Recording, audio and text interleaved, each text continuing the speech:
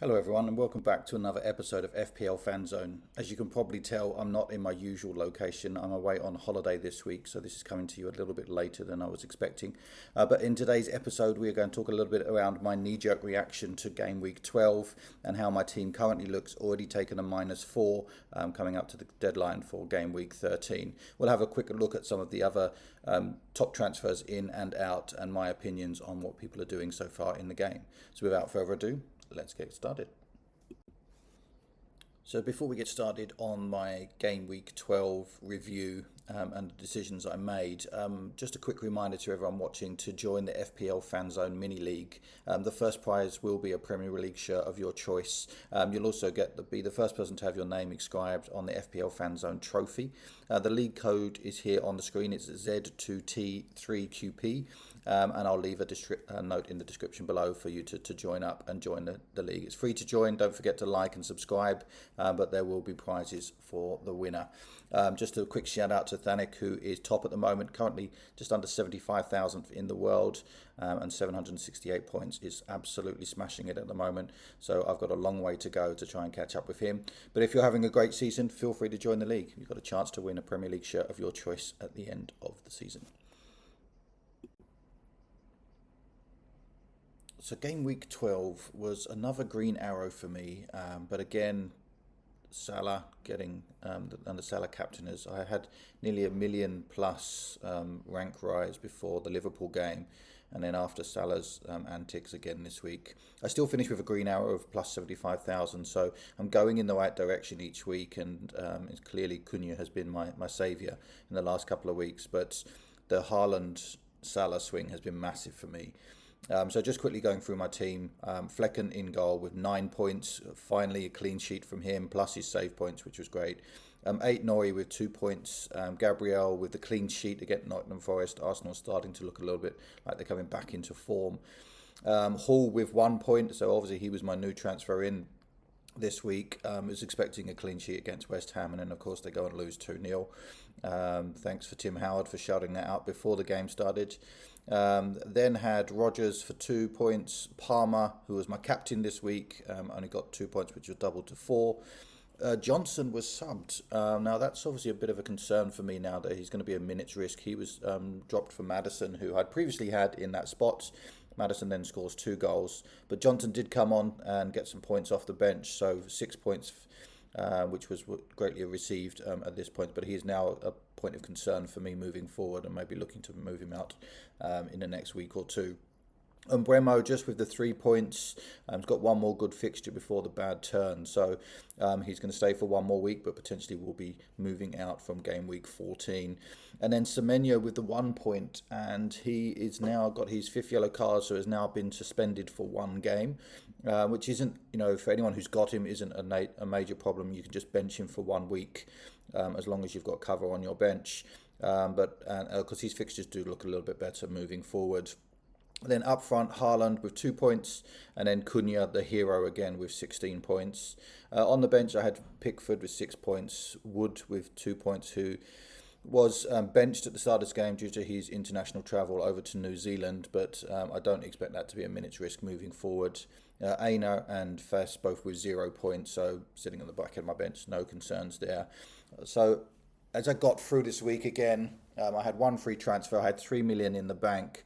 But I got absolutely fed up with the Haaland Salah saga. So let's have a quick look at how I knee-jerked during the game week.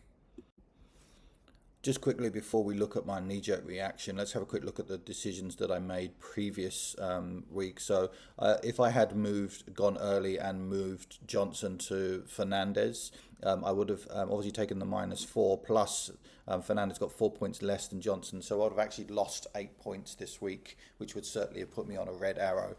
So I'm glad I didn't take that choice. The one obviously which has really caused the knee-jerk reaction is, again, as I look back over the last couple of weeks, is if I'd gone for option 2 and moved Haaland and Johnson to Isak and Salah, I would have captained Salah because of his plum fixture for the week. I would have got a plus 21 points this week, so it would have put me on 72 points, which would have been massive, and that price and that rank rise would have been around the million mark. So that's really what's driven what's going to happen next. So let's move on to the to see what I did. So here's how my team currently looks leading up to the game week 13 deadline. And as you can see, there's some changes there in the midfield. Mo Salah is now in and João Pedro is now in, with Haaland gone and Semenyo gone. Now, knee-jerking, probably in hindsight, I probably wouldn't have moved out Semenyo. As I said, he's only away for 1 week, but I saw the red flag. I was a little bit on tilt again after seeing my rank rise only being small this week. So I have moved him out. For my -4, I now have $5.1 million in the bank, pounds in the bank, sorry.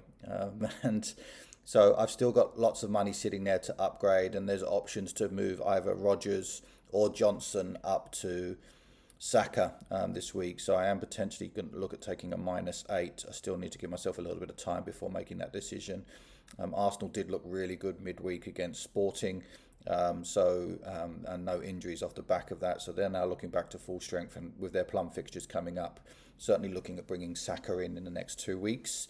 So it's just whether I move Johnson out, who's now a minute's risk, or move out Rodgers, who's obviously the cheapest first person in that midfield, and therefore would leave a little money left on that as well. But yeah, so taking a -4 while the games were still playing, which is a huge risk, obviously, with the Champions League and European Cup games still happening at the moment. So thankfully, from what I've seen, no injuries to Salah, although, of course, he did miss a penalty during that game. So typical, I bring in a guy in top form, and the moment I bring him in, he misses a penalty.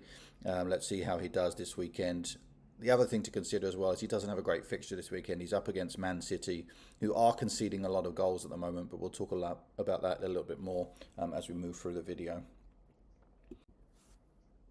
So let's talk a little bit about Mohamed Salah. And as I mentioned, I brought him in. He's been slightly overperforming his stats at the moment, but 10 goals, 6 assists so far in the first 12 games is phenomenal. He's been so consistent every week. Of course, in hindsight, I regret dropping him at game week 6. If I'd have just kept him in, my rank would have been well within the top million. But I haven't, so I'm still down at 3.5 million and need to keep getting back on track.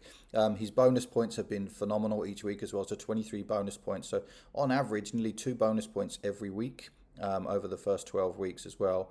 But again, bringing him this week is a knee-jerk. Man City, that now Liverpool are at home and in much better form. And Man City have been terrible. They've lost their last 5, or drawn 1 and lost 4 of their last 5, and conceding a huge amount of goals at the moment. So I'm hoping that Salah will continue to do what he's done up until this point in the season and get a few goals against that leaky defence at the moment.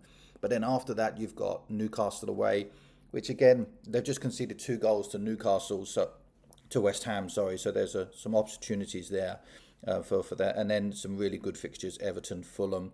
That Tottenham defence is not particularly strong at the moment, and then Leicester and West Ham. So I think realistically Salah could continue his hot streak throughout all of those next 6 to 7 games. So that's why he's brought in. And obviously there's some great captaincy options from game week 15 onwards. And of course the other transfer in for me was João Pedro.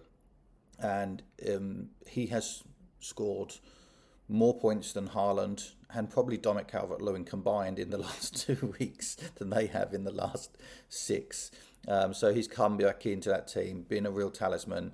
2 double-digit hauls, and bearing in mind that he's not even played 4 full games this season, given his injury at the start, he's already got 4 goals and 2 assists, 11 bonus points.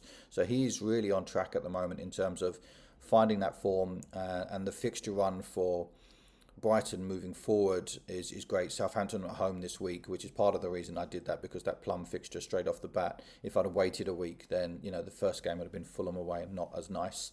Then they've got Leicester, Crystal Palace, West Ham, Brentford before facing Aston Villa away. So I still think that he's a great buy at the moment. He's obviously very, very cheap at 5.6 million. And still only 12% owned, so a great differential if he continues that hot scoring streak, which is why I brought him in this week in hope to get the rank rise. So here's a quick look at my team as it currently stands for game week 13. I've got Flecken in goal at home to Leicester. I've got Ait-Nouri at home to Bournemouth, Gabriel away to West Ham, and Aina at home to Ipswich.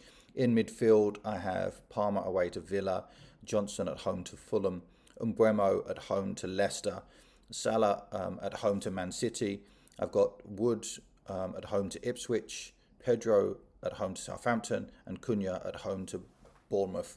Now, if you look at those fixtures for all of those players, there's points there across the board looking at it. So it could be a really, really good week for me. As I said, I am considering bringing in Saka for either Johnson or Rodgers. If I bring him for Johnson, then that doesn't give me a benching headache. If I bring him in for Rodgers, then I would just drop Johnson down to the bench for this week. But there's some options here, of course, for captaincy. As you can see here, currently I've got captaincy on Cunha. He has been on a huge run of scoring recently. He's got Bournemouth at home. I could also do Pedro, who is Southampton at home. You've got Umbremo, who is Leicester at home. Now, of course, I could still do Salah. I brought him in. He is my premium in the team, who's at home to Man City. I could also captain Palmer away to Aston Villa. So there's a real captaincy choice this week on what I'm going to do. I think I'm going to go a little bit differential on either Pedro or Cunha, and hope that does the business for me this week in getting some of that rank rise. It's the one time really that you go against Salah or Haaland, as they are playing each other as two of the best teams in the league at the moment. So I said 5.1 million in the bank. Options to bring in Saka for another -4, so a total of -8. But just need to give myself a little bit of time to think that before the game week deadline. Also, don't forget the game week deadline. It is a Friday night match in the UK. So the deadline is earlier than usual. Don't get forward into the Saturday lunchtime fixtures. There is a game on Friday night, so there is an early transfer deadline window for this week. So moving on, as always, I'm not the only one who knee-jerked early in the week, despite the fact there being European games happening. Top 5 transfers in this week were Cunha, Pedro, Saka, Salah, and Porro. Obviously, Porro got 14 points at the weekend after getting his goal and his clean sheet, which was, of course, rather unexpected against Man City as Tottenham won 4-0. But I can totally agree with all of these, as I brought in 2 of them myself in Pedro and Salah, and I'm also considering bringing in Saka as well for those good run of fixtures. But if you just look at these fixture runs here, there's a sea of green for Cunha, Pedro and Saka all moving forward. So with those plum fixtures, it makes sense to jump on them straight away and catch those points as early as possible. For that. So yeah, some obvious choices here. I think Cunha was had over 600,000 transfers in this week, which of course I'm not happy with, because he was a real differential in the team.